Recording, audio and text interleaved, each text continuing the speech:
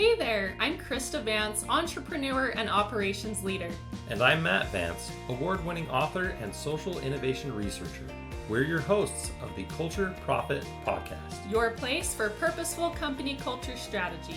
Learn from HR pros, executives, and thought leaders how to prioritize profits by prioritizing people. This episode is sponsored by Mobrium, the best friend of forward-thinking HR leaders, helping you strengthen your employer reputation as a reflection of your real culture. Learn more at mobrium.com. All right, welcome everyone. Today we're headed to Japan to talk with Tom Kobayashi, a seasoned talent development strategist who helps organizations thrive across cultures. From traditional Japanese work norms to modern shifts in leadership and engagement, Tom is bringing us a fresh lens on how people grow, connect, and perform in a global workplace. So, Tom, thanks for joining us today.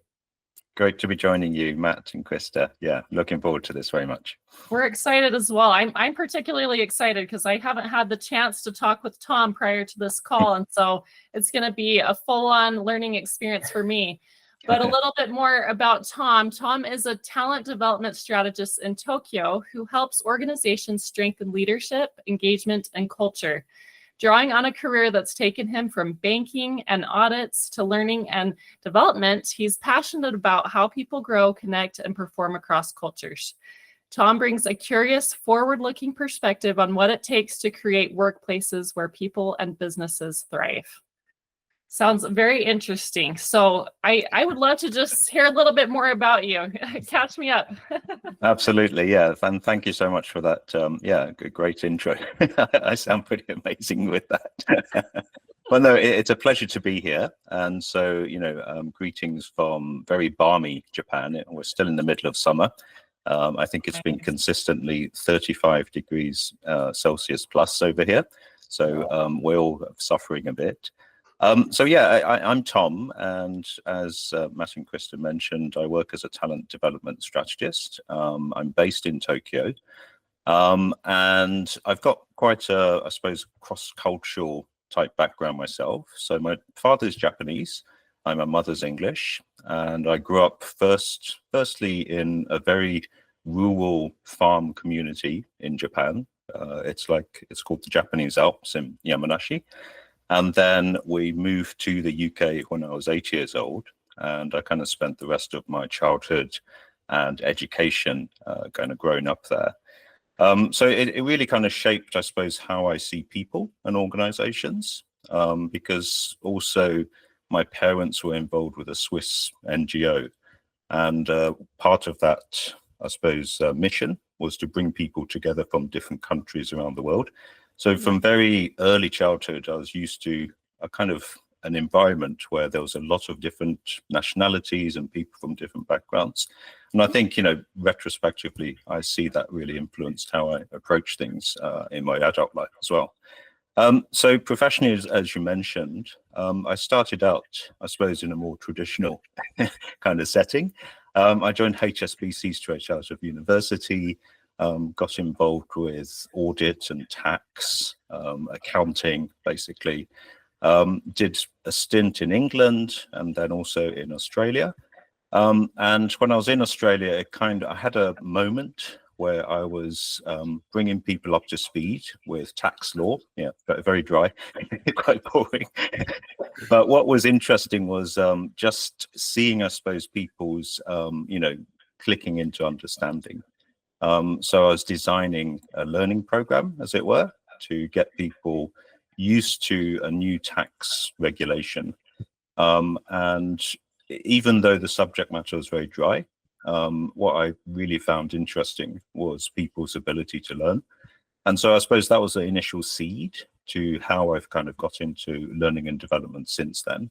So up to date, I kind of moved back to Japan back in 2002.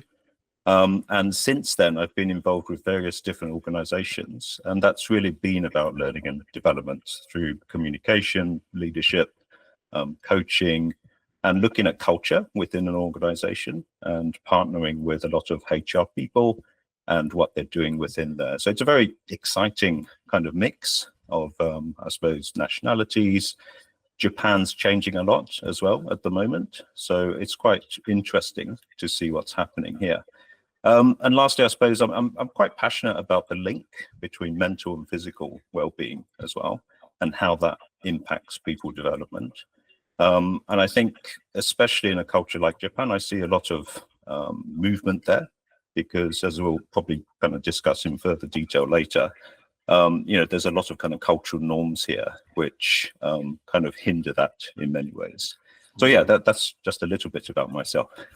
That's so Thanks for neat, sharing Tom. that, yeah. And you definitely have a much more diverse background than me. I can relate a little bit, where my dad is from Canada and my mom is from Arkansas, and so definitely different cultural norms within those two as well within my family. And so that's pretty neat that you have that background. And I think that you hold the record on the podcast for the biggest time difference as well. Because Okay.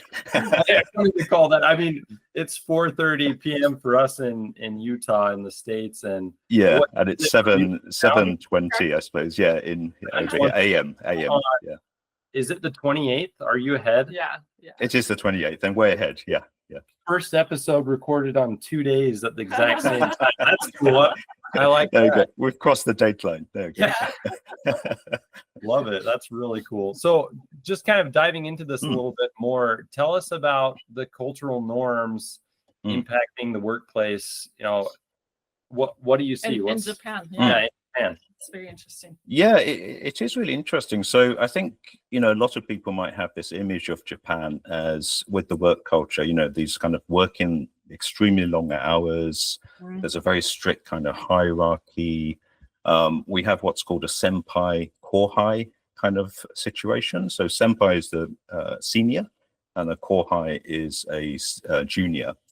And so within any Japanese organization, usually you have these relationships where, like, people who are older get a lot more respect, and people who are junior are kind of doing a lot of the kind of dog's body kind of work. So there's a very strict hierarchy still, I suppose. Group harmony, or wa, is very important. So over individual voice. Again, that's kind of changing a little bit. But if you go to things like meetings, then you're not necessarily going to have a debate style or people raising ideas so quickly, because they don't want to kind of rock the boat. So those kind of things usually will happen outside of a formal meeting. And there's a lot of kind of agreements that happen outside of the actual meeting room, before you go into a meeting room where everything is very kind of harmonious and calm, as it were. And then I suppose another aspect, which probably a lot of people have heard about, is this aspect of lifetime employment. So that's also in transition in many ways. But I think as a culture, there's still a lot of expectation that if people, say, join a company after graduation, there is a lot of expectation to stay within that company for their lifetime. So, they're going to spend maybe 30, 40 years, kind of going from role to role. So I think, coming from Western culture myself, it was always my belief that, I wanted to gain as many skills as possible. I wanted to learn as much as possible, and then, get those promotions. And it didn't really matter which company I was kind of working at. Whereas in Japan, it's often, you stay with the one company and you're kind of changing roles quite often, every, say, 2 to 3 years. And you could be going from, say, frontline sales type role into a back office HR role within, the same 5 years or something. Interesting. Yeah, it's really kind of fascinating how they do that. So you get a lot of generalists, so people, the idea is that everybody will get a really deep understanding of how a company operates and how the organization kind of operates behind the scenes, as it were. So you all understand each other, and that kind of goes back to that kind of harmony thing as well. Interesting. Wow. Yeah. So yeah, I think there's a lot of, I think the country in itself and the work is in transition. And you have this kind of younger generation of people coming into the workforce now who actually do, value that kind of work-life balance a bit more and are looking for a bit more flexibility as well. Another important aspect is obviously women, and they're kind of pushing for greater representation and leadership opportunities. The government have kind of set a benchmark or target for at least listed companies to achieve 30% women in leadership roles. And I think, if 30% sounds quite little, right? But it's actually, quite ambitious if you actually look at the representation. Right? Yeah, at the moment, yeah. It's much, much lower than that at the moment, which is a real missed opportunity, because you have a lot of amazing, talented women coming into the workforce at graduation level. And then maybe about 5 years, 6 years, 7 years down the line, they're kind of exiting the workforce in many ways once they get married, once they have kids. And then it's very difficult to come back into the workforce as well, because the structures aren't really there. So that's a kind of big issue, but it is thankfully kind of changing as well. And it's kind of taken that governmental intervention, I suppose, in a way, to kind of try and push that along as well. Now, lastly, I think, globalization. So this word itself has been ringing around a lot of the kind of Japanese companies for a long time, especially the major corporations. And then the usage of English as well, because as we kind of go forward, we have this kind of demographic time bomb, as we call it over here. The number of people who are going to be 60 and over is going to be quite extensive, 30, 40% in a very short period of time. And basically, there's no babies being born. Yeah. It's not kind of sustainable. So which means that we're really struggling, I think, as we go forward to bring in the younger pipeline. So a lot of companies are looking abroad, especially within APAC, to see if we can attract more people to come and work in Japan. But it's kind of clashing with the language barrier, which is quite high, and also visas and just permits to work in Japan, which is also quite strict. So yeah, there's a lot of kind of clashing of heads at the moment happening in Japan, which does make it a very interesting place to be, the space to be. Yeah, so interesting with the line of work that you're in, and this is something that's really interesting to me. I did my studies at college in like the family consumer sciences, and we had like a whole day where we talked about the demographic issues in different countries. Japan was one that we talked about. And so this is really interesting to me. And it makes me wonder, like, when you were first sharing about how you're seeing some of these changes happening, like, where are those stemming from? And I would guess that the demographics are a big source of that, where people are trying to hire the younger generation, and it's competitive because they want these people, and there's not enough of them. And so they now have the cards to say, well, I want more flexibility, and I'm a mom. I just came from being a mom, and I'm ready to work. And now they're a little more desperate and willing to make some changes that they haven't had in the past. I mean, does that seem like one of the sources? And then obviously you're having the government getting involved as well. Yeah, it's a massive factor. And, traditionally, especially with the large companies, every April, they bring in this new batch of new grads. So if it's a really big, global corporation, Japanese brand, you can be bringing in 1,000, 2,000, 3,000 new grads to the workforce. So you have this massive influx. And so that's been a steady supply of new blood into any corporation. And that's dwindling, obviously. And as you correctly kind of surmised, it's getting tighter and tighter. And so this war on talent is very real. Right. And, so they've had to cast their nets wider. these kind of top logos, they've traditionally gone for the kind of Tokyo University, Kyoto University, which are like the equivalent to, say, Harvard and Stanford or Oxford and Cambridge. And so they've been quite lax in many ways, because they just expected that to continue. But now they've had to, go much, much wider. And there's lots of educational institutions, universities in Japan to choose from, but they've been very picky in the past, and they've had to, basically stop doing that and cast much wider, and also looking abroad as well. So that's been also a big factor. And as we're seeing this kind of demographic effect really impact the pipeline for talent, the universities themselves obviously realize, okay, there's less, Japanese people applying because there's less people, generally that would usually be coming in. So they're also kind of having to calibrate their courses in order to make it much more attractive for people from outside of Japan to come and study at these, universities now. And so you're seeing a lot more English courses coming up.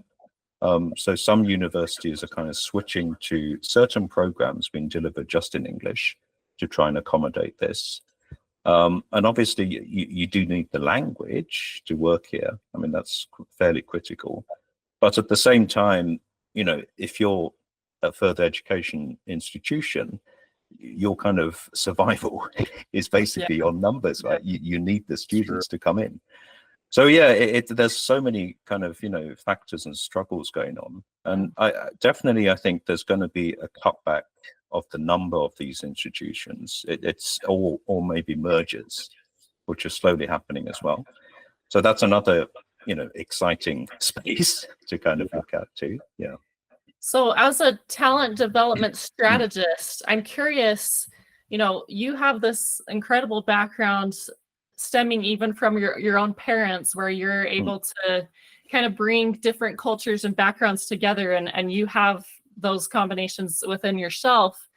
But how is that working in Japan and knowing that what the cultural norms are, and like, do you try to strengthen the sense of group harmony, or are you trying to help them be more in the specialization, like the way Westerns do it, right? Yeah, it is really interesting. I mean, generally, especially, I suppose, after COVID or during COVID. So before COVID, a lot of organizations were still kind of using this old model, get this massive influx of students and then train them up and keep them. But the realization was that, this really had to change. And another consequence of COVID was the digitization. So even though maybe this is another impression I think a lot of, non-Japanese people have, that Japan's this super sophisticated technological, company, but you open the hood and it's really not. even with the major corporations, they have fairly old legacy systems like CRMs or LMSs, which have been, grinding away in the background for years and years, and they've just been kind of added to. What COVID did was kind of change that quite quickly. So I was kind of talking to people at Fujitsu, for example, where, Fujitsu is a massive brand. It's been around for years and years, very reputable. And it's a technology company, but they were still in that kind of quite old system. What COVID did was suddenly they realized, okay, so people can't really come to the office. We've got massive real estate. They decided quite quickly to basically get rid of that.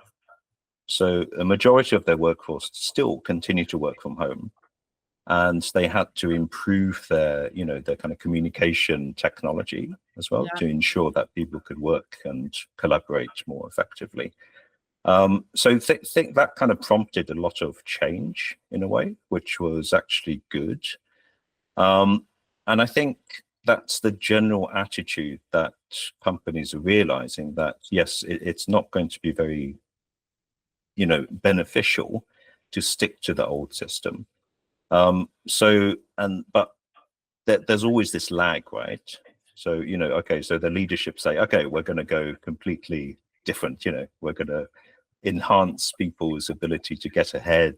You can have a more specialized career path. And this is what some other companies have also done.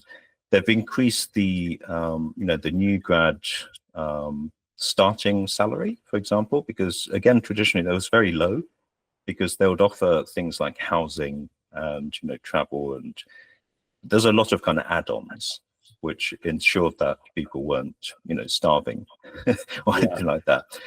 But now they've recognized that, okay, so if we're bringing in people from an IT background who've studied computer science, then these people should be getting more, because we're competing against the Googles and the Metas who are also present here, and they're kind of taking all this top talent.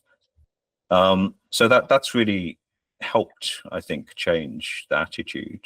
But it's still, as a culture and as a people, people still don't necessarily want to rock the boat.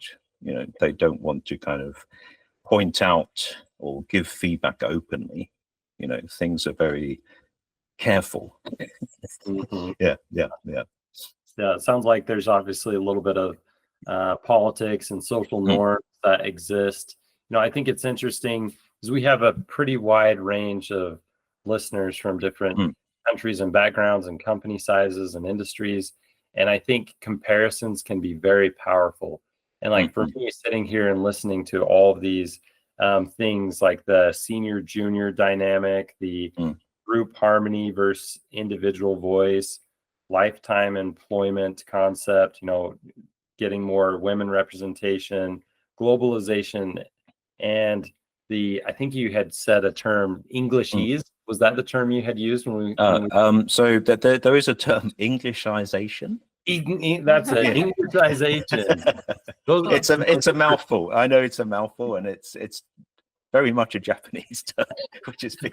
Yeah, I want you to tell us more about that, but Yeah, I think it's so powerful when you start to reflect on your own lived experience and your own culture, your own company. It's just like you go drive your own car, your own house, and you see other people in a different house and a different car. I mean, some of that's not healthy, but we just kind of naturally go to comparisons for processing things sometimes. And I think there's some stark comparisons here. Well, and especially if you're having companies that are not bringing in a lot of new people, and the hierarchy is there where, the people who've been there the longest are the ones who are making the changes. So you're probably not going to have a whole lot of comparisons being that people are going to be stemming from. Like, they're just coming in as college graduates and staying in the same company. So they're not pulling ideas from other work experiences they've had. So yeah, it's tricky. So I want to hear about this Englishization. So it was kind of, I suppose, pioneered in many ways by Rakuten. So you might have heard of Rakuten.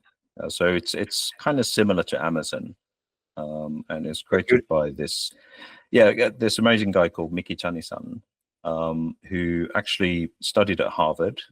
So he was a very talented guy. He was in banking initially, and then he saw this opportunity some time ago that people were going to switch to the internet to basically function. So like Bezos, he created this kind of shopping channel in a way where people could sell and buy things online.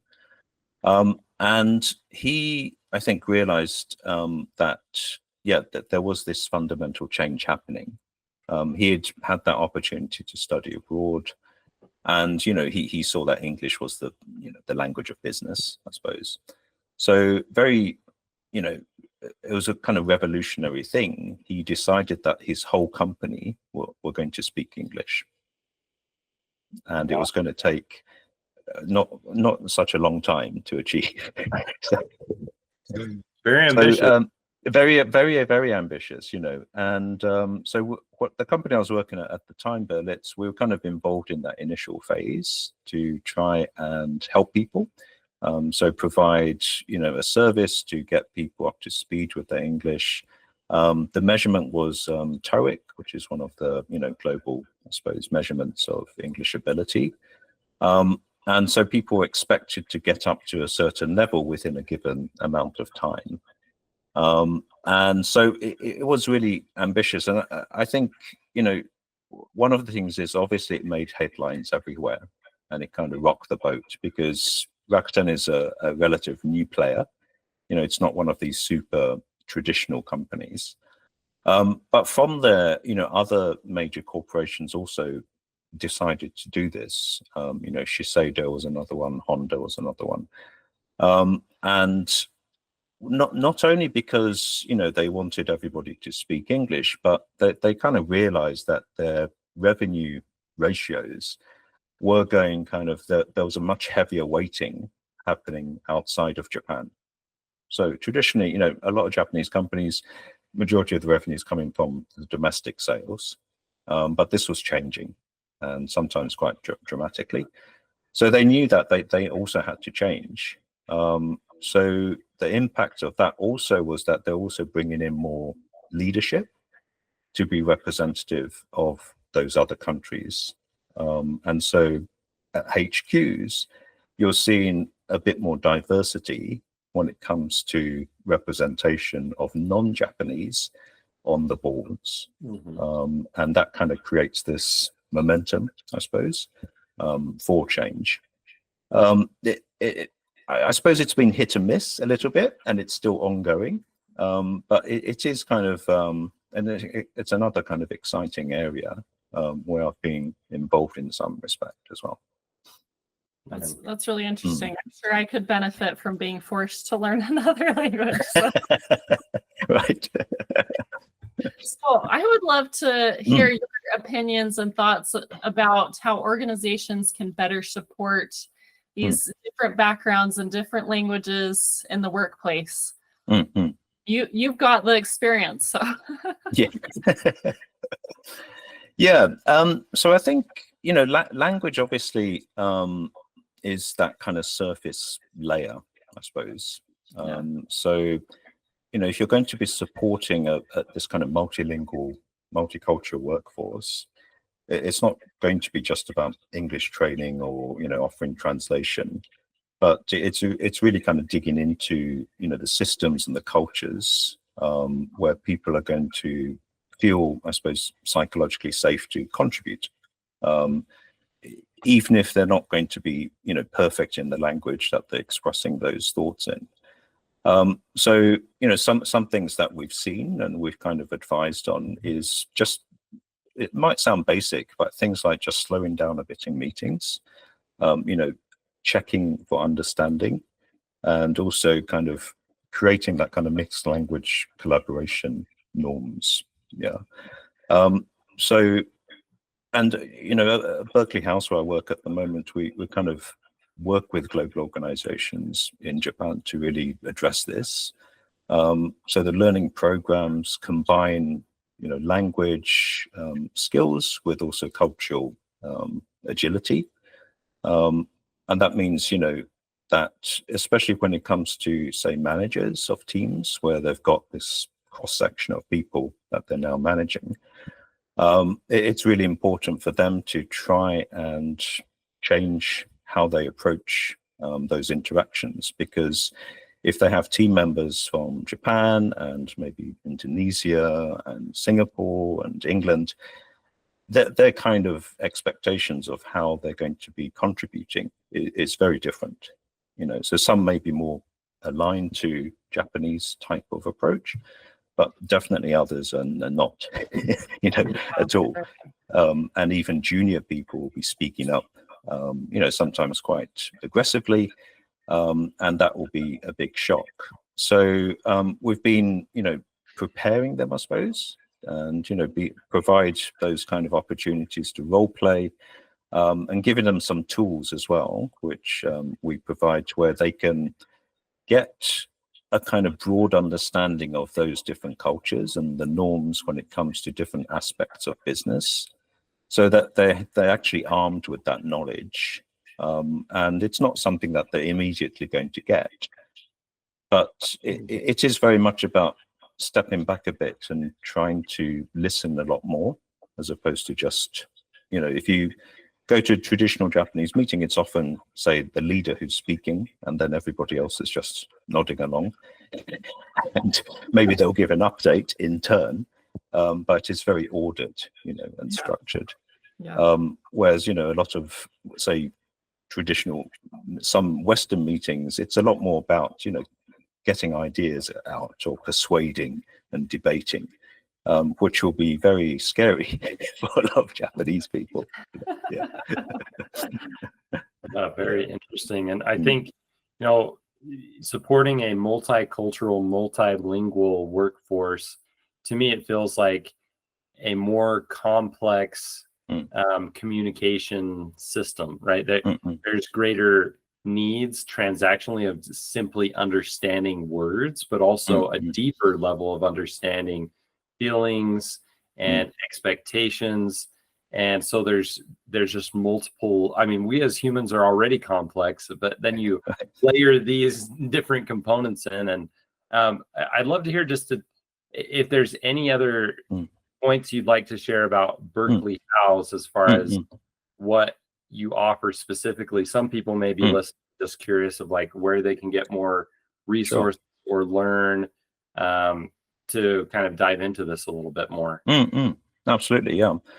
So Berkeley House started as a language school, so it's been around for over 50 years. So the basis of it, I suppose, what it was providing was from language.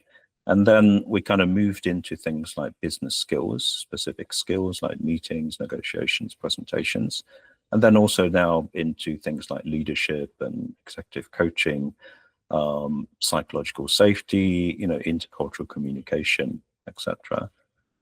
So we kind of try, and obviously language tends to be very important for a lot of Japanese organizations. But in addition to that, we're kind of offering things like seminars and workshops where people can actually come together to practice not just the language, but those specific skills in a safe environment, right? Because a lot of people are, super scared that they have to stand up in front of everybody, either in person or virtually, and give a presentation in English, say.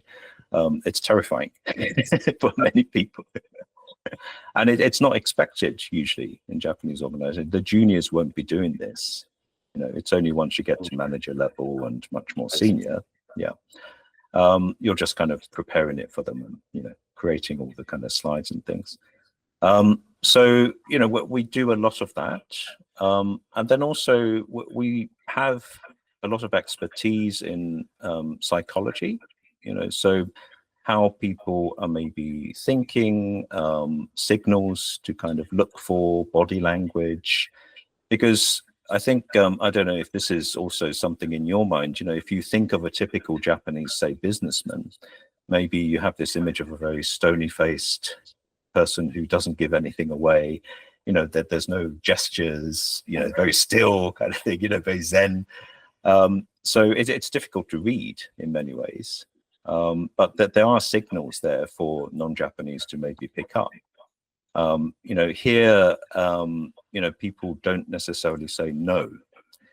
So I've heard it many, many times when companies that are coming into the Japan market, they might be able to, score these meetings with some key people in organizations, and they kind of leave the meeting saying, wow, that was so positive. Everybody was agreeing, everybody's nodding. Right, we're going to move to the next stage. Let's start a trial, or, let's start a partnership. And then nothing happens. And, and so you have to be able to read the room a lot, because so much in Japanese society is unsaid. And, that there is this skill where you have to be able to read the room, read the air type thing. Yeah, the non-verbals. Exactly. Yeah.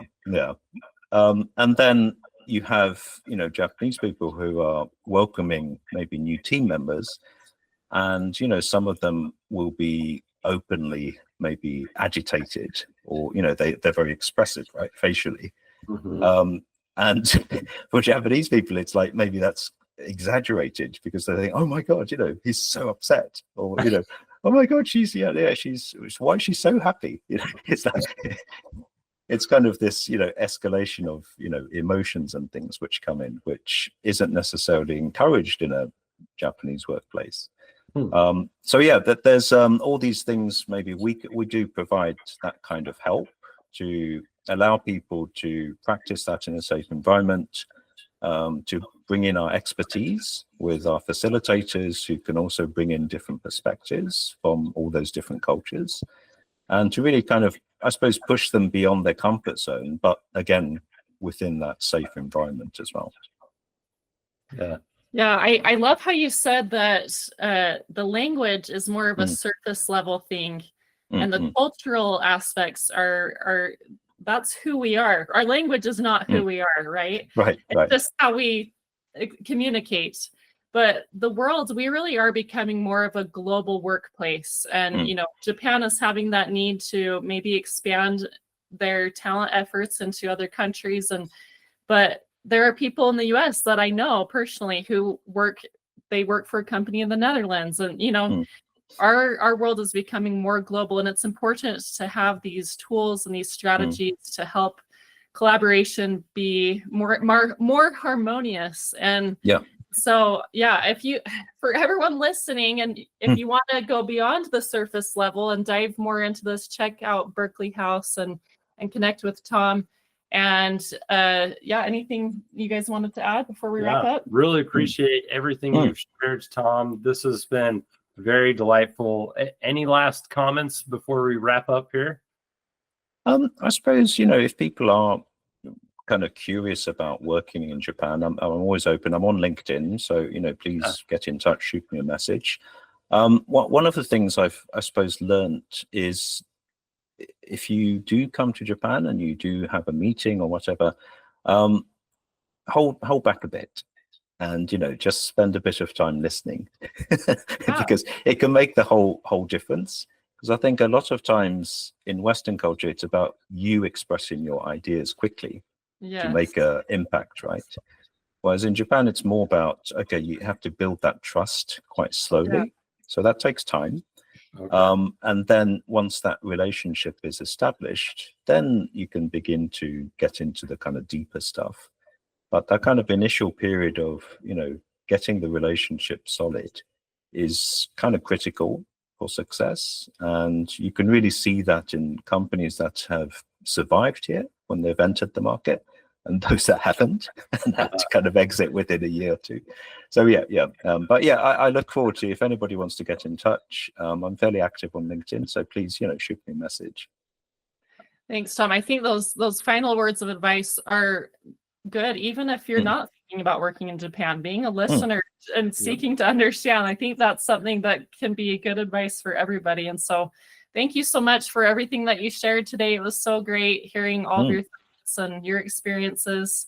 And Absolutely. For all those listening to The Culture Prophet, check out our next episode and leave us a review. Yeah, thank you, Tom. We'll see you. Thanks so much. Thank you. Bye. Thanks for tuning in to the Culture Prophet podcast, and for being a part of our journey to prove that putting people first is best for business. Today's episode was sponsored by Mobrium. Want to get more employee reviews and streamline your employer reputation? Visit mobrium.com. Now go find one way to prioritize your people and watch your profits grow.